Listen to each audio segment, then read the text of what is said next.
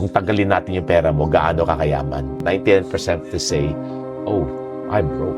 Human being, especially right now, who's able to achieve that financial success, but I can safely say 99% of them are still in a space of anxiety, stress, overwhelmment, boredom. Lahat pwede maging prosperous, masagana yung buhay. We leave their family to create that economy outside because one day, we as Filipino nation work together to create that economy that nobody leaves the country. Philippines, first world country in our lifetime. Iba yung meaning ng freedom sa amin to the point na laging dapat may pera. Kung pera lang ang titignan mo, may pera ka nga, pero wala ka namang freedom. Kasi nga, hindi ka makaalis sa tinatawag nating hustle mode. Hindi ka makaalis sa talagang grind after grind after grind na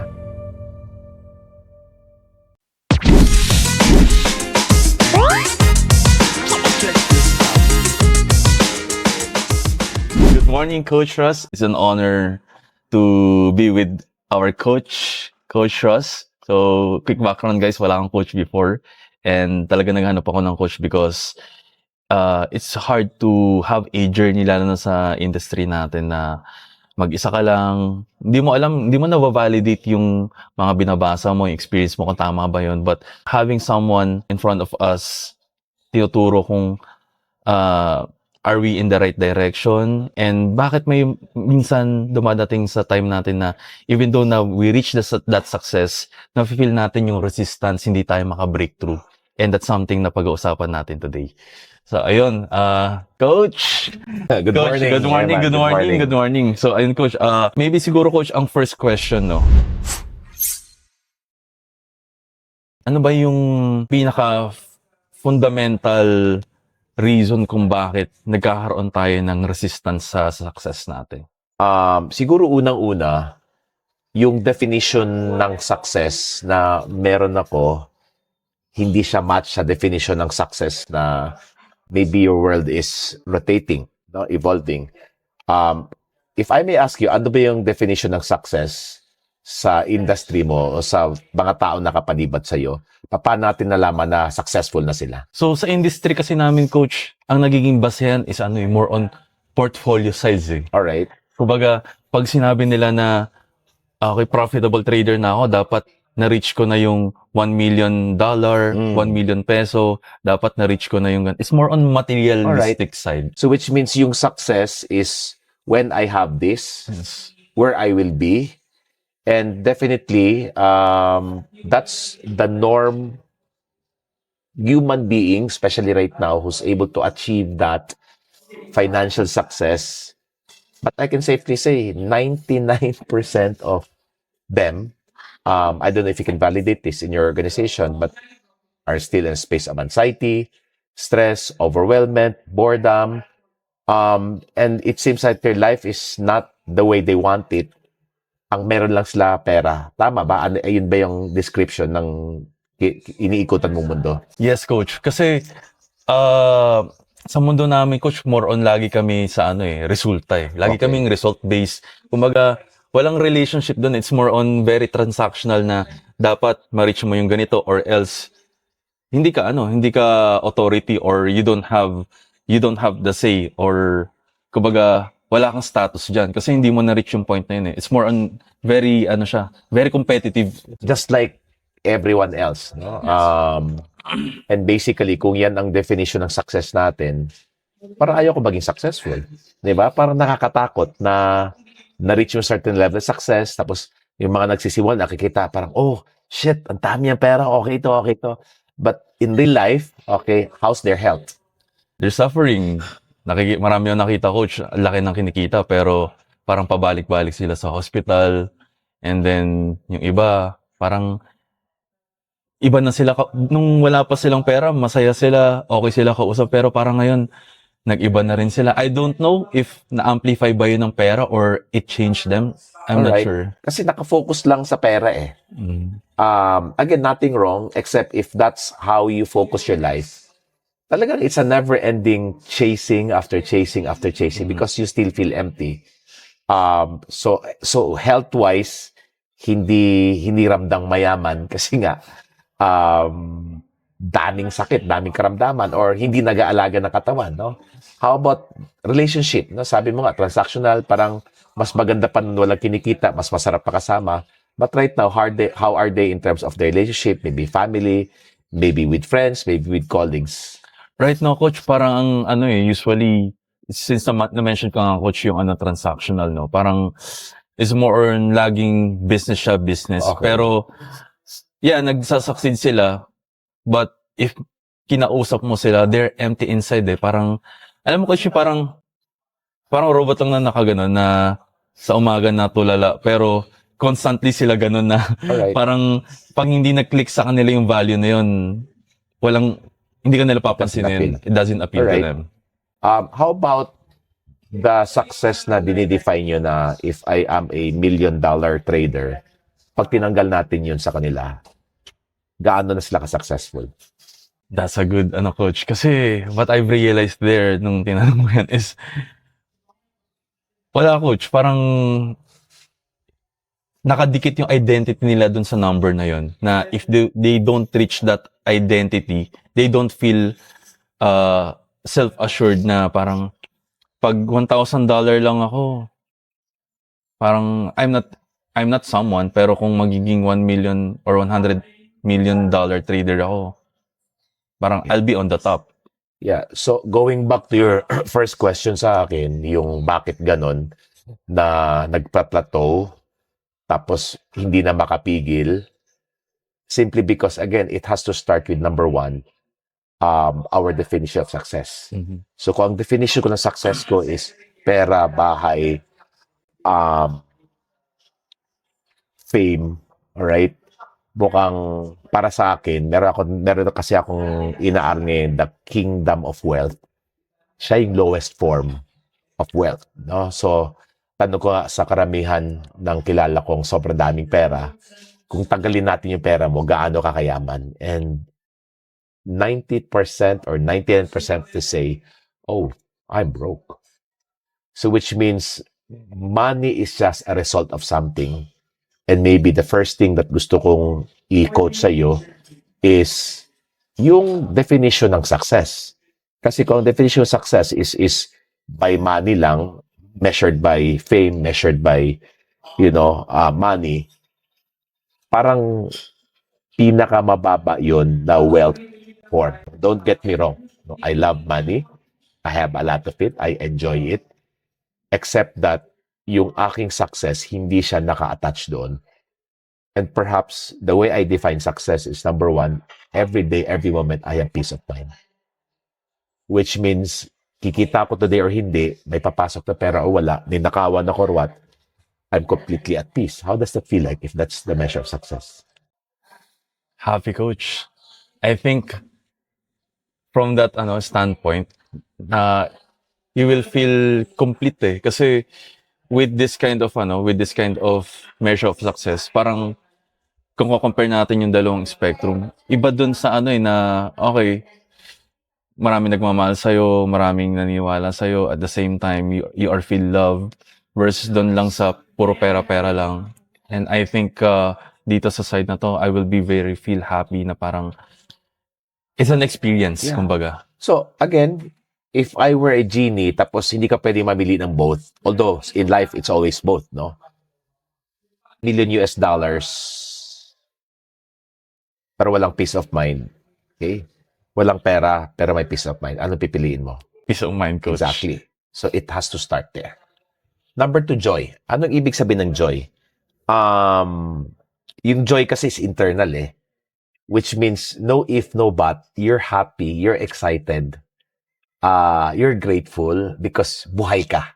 The fact that I'm alive, the fact that I'm able to breathe, the fact that I'm able to look things in a very magnanimous way, that is for me success already. Which means, happiness kasi, pag may natanggap ako, happy ako. Pero pag nawala yung tanggap ko, parang hahanap na ko ibang source para maging masaya. Pero yung joy, walang rason kung hindi, pinili mo maging masaya, maging grateful all the time. How does that feel like? I think that's parang that will make me feel keep moving forward. Kasi doon sa nasabi ko kanina, parang I feel stuck na parang nandun lang ako, contained lang ako doon. I feel the contraction na I'm not moving forward. And dito sa na to, sa na-mention nyo po, I think ito yung bagay na parang even though I have the 10 million, hindi ko siya kaya mabili, hindi ko rin siya kaya ma-figure out. But by having this, I think I feel contented. So, joy, no? Ah. Thirdly is freedom, which means I can do what I want to do when I want to do it. Which is hindi ka nakatali kung saan-saan. Like, yesterday, hinahanap yun lang ako. Sabi ko, may papuntahan ako, sumunod kayo. Lunes na Lunes. No? Hindi mo iniisip na nakatali ka. That you can do what you want to do when you want to do it.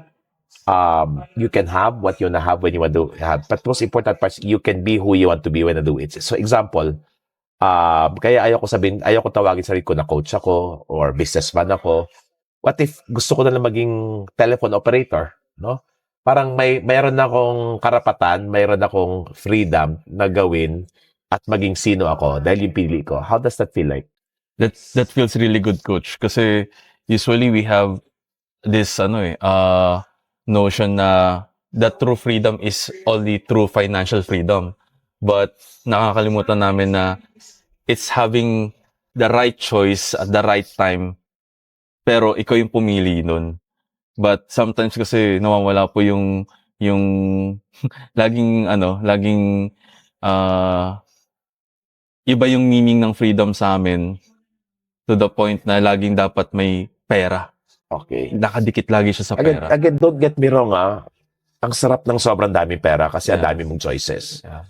Pero kasi kung pera lang ang titignan mo, may pera ka nga, pero wala ka namang freedom. Kasi nga, hindi ka makaalis sa tinatawag nating hustle mode. Hindi ka makaalis sa talagang grind after grind after grind na parang may pera ka na, yung movement mo, parang survival mode pa rin na pag tumigil ako, mawala to. And again, that takes away the freedom. So, if I take a look at all the people who has all the money in this world, lesser na yung freedom nila. Hindi naman siya basta nakalabas. May mga bodyguard na, may mga kung ano-ano na I think that's one of the things that I truly enjoy, the freedom. And lastly, what I call fulfillment. That means I feel good about myself, especially when I'm by myself, which is walang naka-attach na yung Hermes na belt, Louis Vuitton na bag, or cars that are like 50, 20 million, or yacht. Yun bang happy ako dahil ako to, hindi dahil napalibutan ako ng mga bagay na mag-define sa akin na mayaman ako o hindi. How does that feel like? Authentic siya na dumating din po kasi sa point na parang naging profitable trader nga ako. Pero napuno na yung bahay ko ng material stuff because every time that I get a win on my trade, I always look for a reward na hindi ko mahanap within. Na kaya bili ako ng bili because that's my reward na parang empty Kailangan ko siya hanapin with the external stuff, external things. Unlike that, like you mentioned na, but if it's coming from within, nakadikit siya sa identity mo, you're already contented. Everything is already a bonus from you. Yes.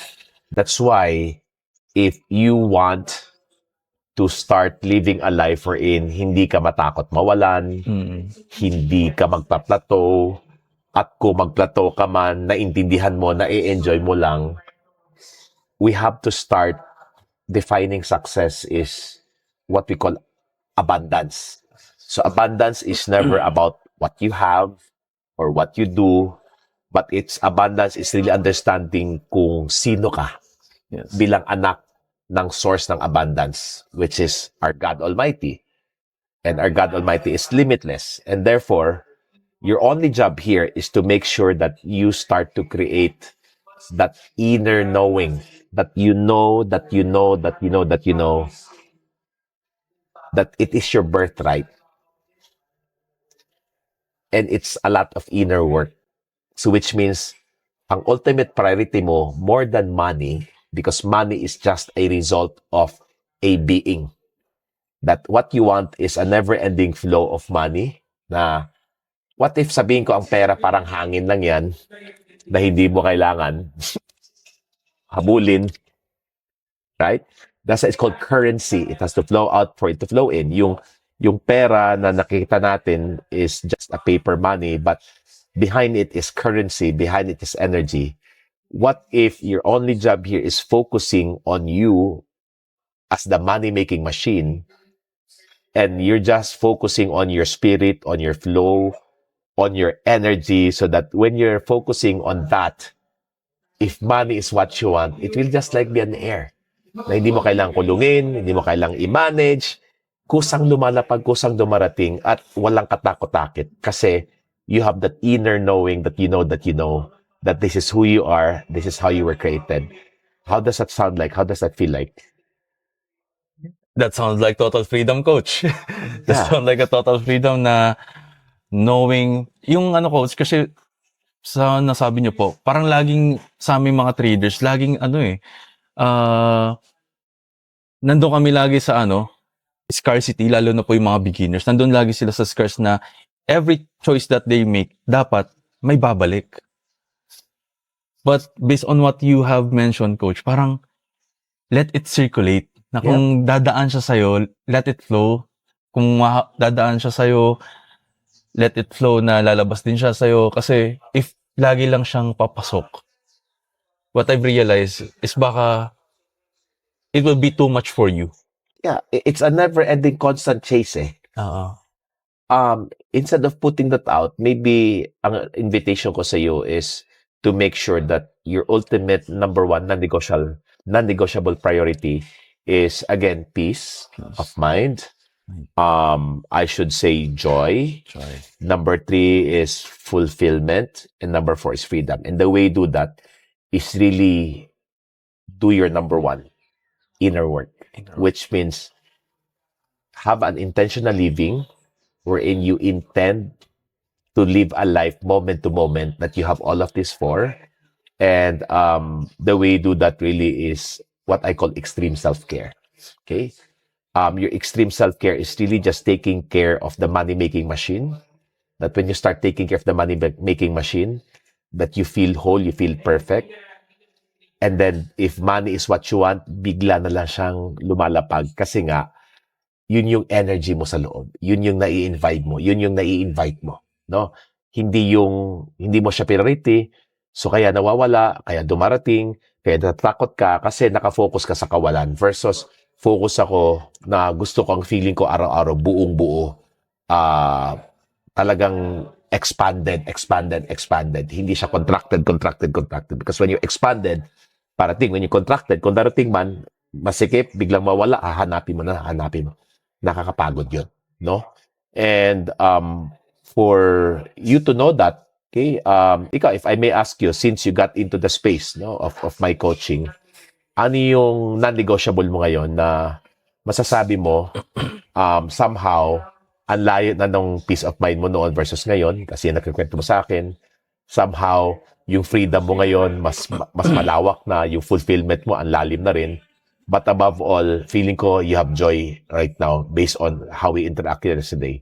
Ano yung, para alam ng audience mo, ano yung pwede nilang gawin bago nila habulin yung pera, ang kanila mo nang tutukan is yung energy nila, yung feeling nila, yung being na sila. Ano yung mga clear action plan that you can now tell them na, okay, eto yung ginawa ko, kaya somehow, papunta na ako dyan sa sinasabi ni Coach Russ. Of course, yung routines talaga. Kasi, naniniwala ako dun sa sa sinabi ni Aristotle, you are what you are repeatedly do excellently. So, dun ko din nakita sa inyo na, ginagawa ko siya din before, pero nakita ko sa inyo na, wow, ginagawa ni Coach Russ yun. So, kumbaga, it validated me na, okay, susunduin ko lang ulit yung ginagawa ni Coach Russ na extreme self-care. Kasi sabi niyo po, as what you have mentioned kanina, you have to take care of the money-making machine. And first and foremost, ikaw muna yung money-making machine mo eh. Kasi hindi pa ako nakapag-duplicate eh, in my case. So, I have to meditate para ma-make sure na yung yung headspace ko is on the right path. Kumbaga, I'm in full awareness and also in full alignment with my thoughts, words, actions aligned. And ito pa coach, yung pinakamalalim na internalization ko, it is the operating system, how I operate right now. And that is through core values.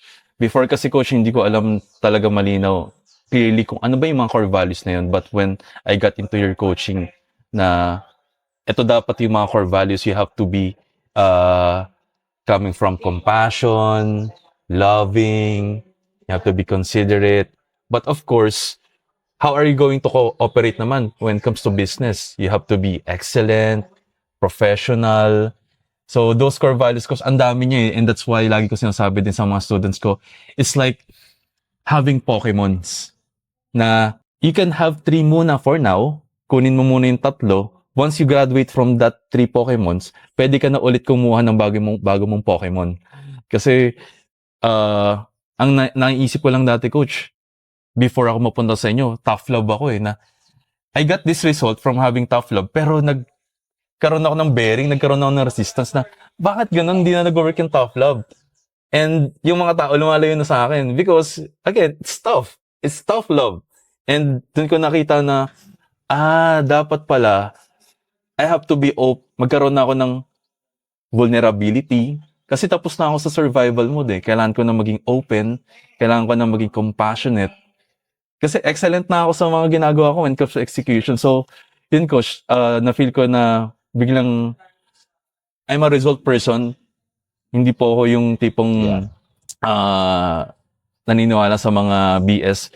And nakita ko agad yung result na kita-kita ko agad yung result na people are already gravitating again towards me na parang it's working and yun, I just have to continue what I have to do.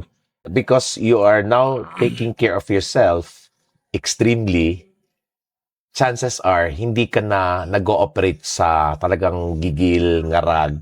That's why you become more compassionate, you become kinder, you become happier, and that's a result of, again, peace of mind. Yes. Diba? Parang, pwede ka mag-operate ng kausapin mo lang na maayos, hindi ka kailangan magmura, right? Yes. That's peace of mind, no?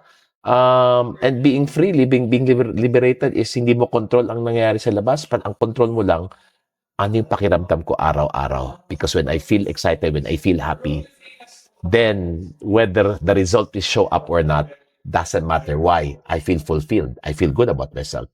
Why? I have the freedom to choose to be, pwede akong mapreso dito sa pinanggigiligan ko or naintindihan ko, process lang yan. And of course, it doesn't matter anymore whether I get it or not because I choose to be happy and grateful no matter what.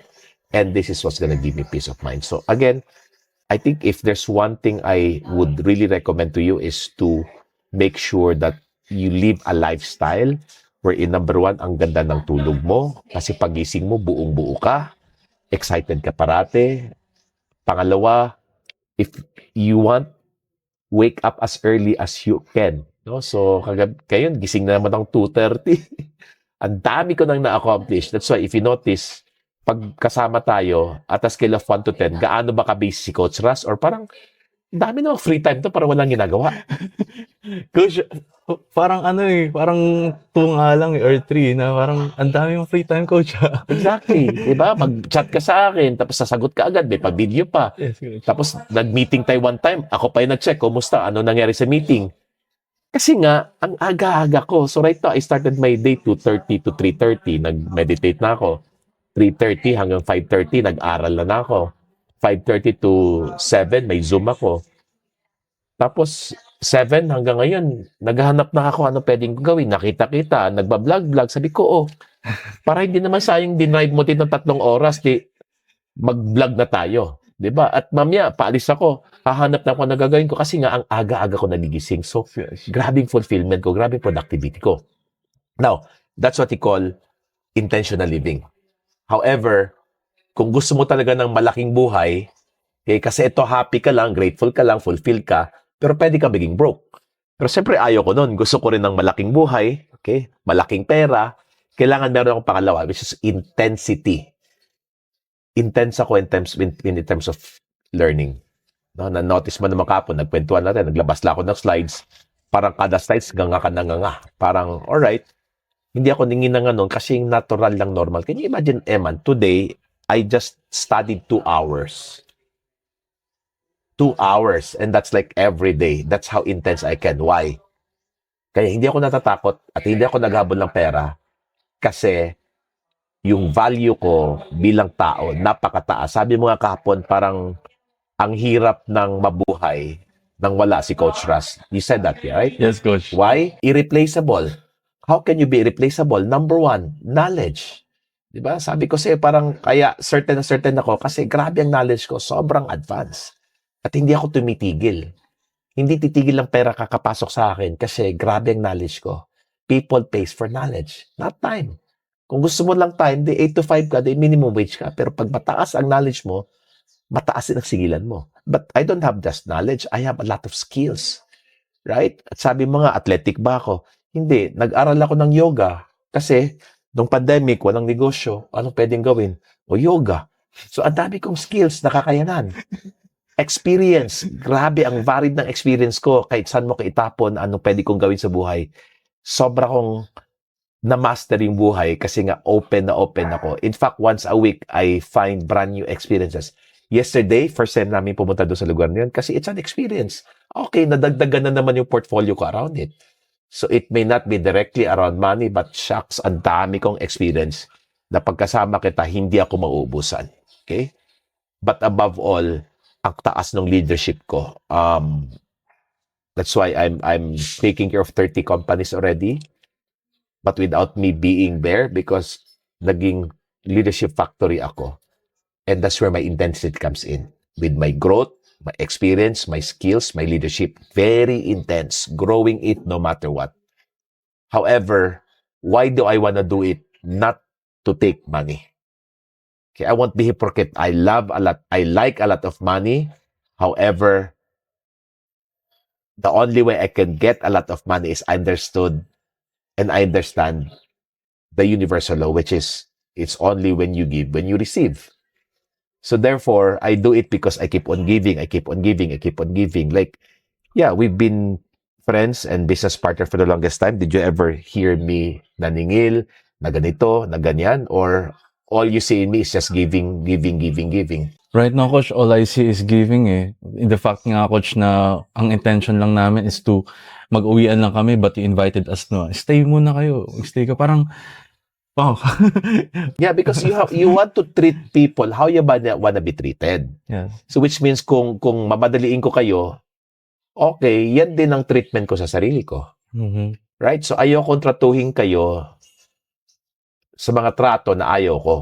So which means, yeah, feed you, make you sleep, make you feel rest, serve you as if you're paying me a lot. And in fact, hindi eh. That's why if you don't bless me back, no? Hindi sasaman loob ko. Kasi fair. Hindi niya man ako ma-bless kung kanina ako nagbigay. Kasi nakikita niya eh. So yun yung prinsipyo ko. If I do something, whether I'm paid or not, may engagement na tayo. Ang dami ko nang binigay sa business natin, di ba? Ni hindi ko tinanong anong meron ako dyan, may meron ako dyan, kikita ba ako dyan? Hindi, bigay ng todo eh. Now, aabot ng 1 year, 2 years, 3 years, walang nangyari sa negosyo natin. Doesn't matter. Hindi siya nasayang. Parang hangin, nasasayangan ka ba? Okay, hingayin natin, bakit nasayang? Huwag mo ihinga. Hindi eh.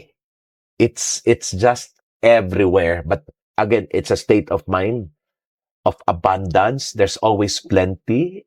That the supply is like an air. Walang katapusan. Pag ganun yung frame of mind mo, wala ka rin katapusan sa energy mo, wala ka rin pa sa pibigay. Then, yung lapag ng kikitain, nandun din, ang lakas. No? So, the intensity I have right now is really towards my growth, towards my experience. But above all, why do I want to grow experience? Because I want to give it away. Because when I give it away, it will go back to me. But siguro yung number 3 na formula lagi ko sinasabi, non-attachment. Ibig sabihin, kung sakasakaling ginagawa ko to para magkaroon ako ng 1 million views, tapos ang nanood lang 10 views, okay lang. Kasi, para sa akin, kung hindi ko pa naman natatanggap yung gusto ko, hinahanda lang ako. Kasi pag nakahanda ako, baka yung gusto ko, hindi nga lang yung nakikita ko, baka mas malaki pa.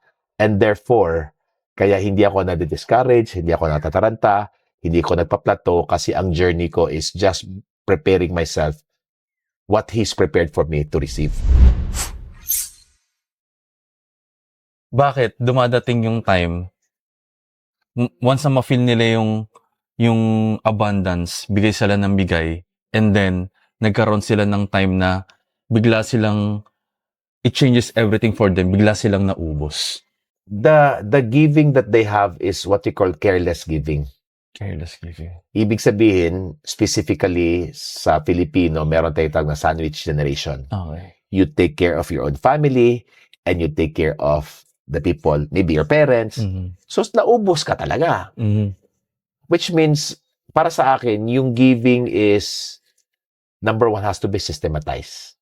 Okay? The best giving that I would really suggest to you is tithing. That means 10% of how much you earn, it has to flow out every month or every week. It has to be consistently because that's the flow, right? Number two, specifically, saan ka nabibigay kasi nauubos ka? Unang-una, pamilya. Ang tanong ko sa iyo, yun bang pagbibigay mo sa pamilya mo na able nakakatulong sila na gumanda ang buhay nila or pag wala ka na, dependent sila sa iyo?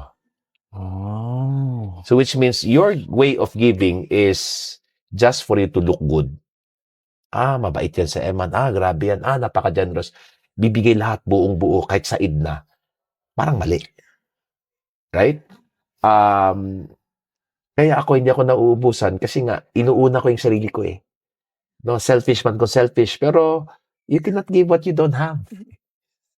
Diba? So, paano ako makapagbigay ng pagmamahal kung hindi ko inuna yung sarili ko? Kung nasaid na ako, naubos na ako. So, which means, it has to be very systematized in a way when you give. It must be, number one, you give because it's empowering. A lot of us, we give because we want them to be spoiled. And then they become brats. Right? Number two, when you give, it has to be not really things na mawawala. But ako, especially with people who I love, I give growth. I give experience. And I teach them the principle. Because sabi nga, di ba, teach. Do not give a man a fish. Teach them how to fish. Na kung ay lamang isda, buhay nila yun, hayaan mo sila. Huwag mong pakialaman yung buhay nila. Let it be. Na kung talagang walang-wala, sagad na sagad, boundary. Hindi tayo marunong mag-boundary eh. Kailangan matuto tayo mag-boundary. Kailangan matuto tayo, hindi masamang tumulong, pero kung tutulong ka dahil said ka na, ubus ka na, dahil wala sila ibang aasahan ikaw, dyan ka talaga maubos. Coach, I have another question para sa audience ko. When it comes to money and progress, why is it may mga tao na 6 years na sila, for example, in my case, sa trading coach, 4 years na sila sa trading, or maybe ibang industry, 4 years, 6 years, 10 years, hindi pa rin sila nagkakaroon ng resulta? Ako kasi, ang lagi kong prinsipyo sa buhay, kung hindi ako nagkakaresol, kung nasaan man ako, hindi ako nag-evolve bilang tao. Ang lagi ko sinasabi, your business, your job, your career is never about your business, your job, or your career. It's about your personal evolution. So if you're evolving as a human being, in all aspect, imposibleng hindi ka magkakaresulta. Imposible. Parang puno yan, na tinanim mo, okay? Lagay natin, ang industry mo? Trading coach. Trading, okay? Ikaw ay seedling, nilagay kita sa trading na paso.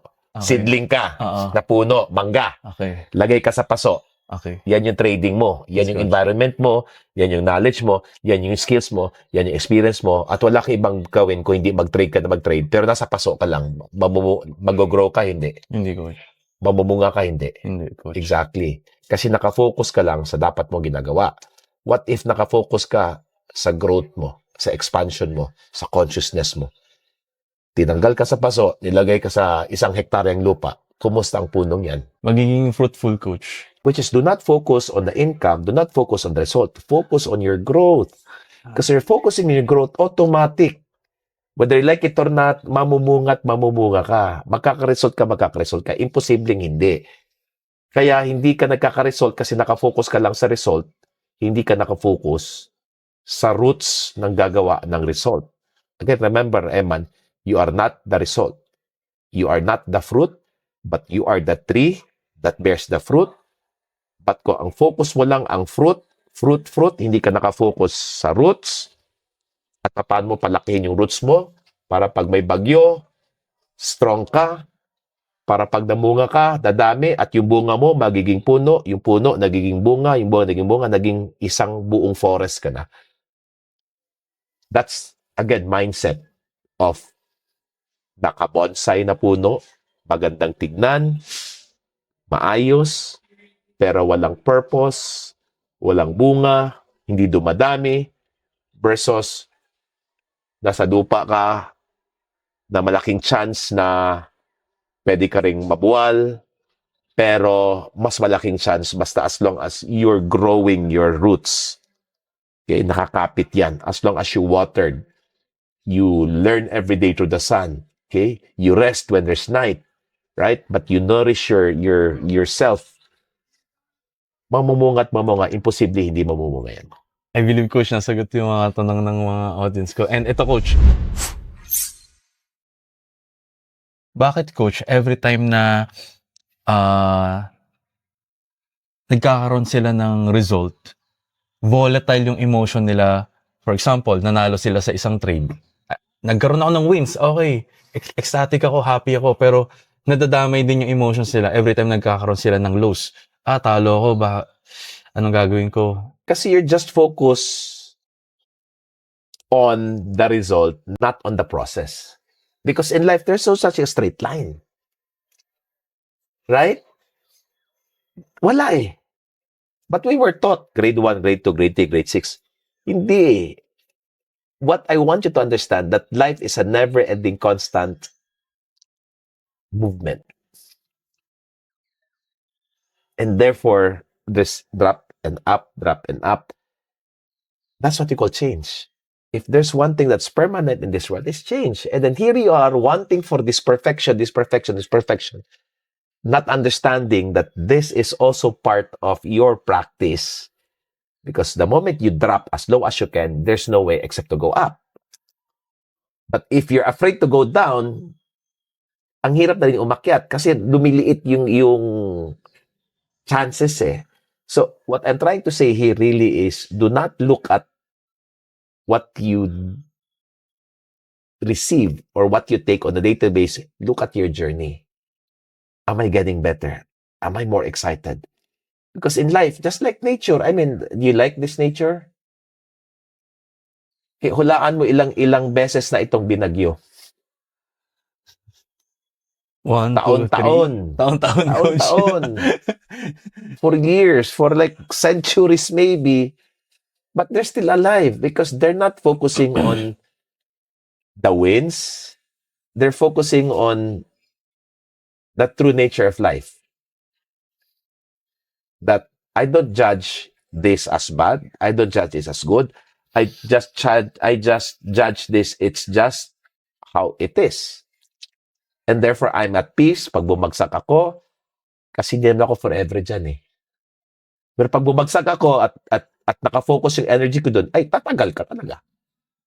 Okay? At the same time, I feel joyful because buhay pa ako, nakakakain pa ako, yung pamilya ko okay pa naman, nakakalakad ako. Did that make sense? And I have freedom that I'm not gonna lock myself because pumalpak ako. And above all, I feel fulfilled because wow, despite of the wins and loss, I look at it as part of the game. I look at it as preparing me to maybe where I want to be. And I think this is a preparation of my ultimate number one job, which is to believe and what we call faith. Na maniwala ka lang. Huwag kang mataranta. Kung may nangyayari hindi mo gusto, part yan ng pagpapalakas sa'yo. Diba, gusto mo ng milyon, tapos pag gusto mo ng milyon din ang problema eh. Right? So, be prepared. Again, your job here is to be the container of the millions. Pero kung na-shatter ka na sa 10,000, paano darating ang million? And it's just a pure preparation of the life that you've always dreamt of.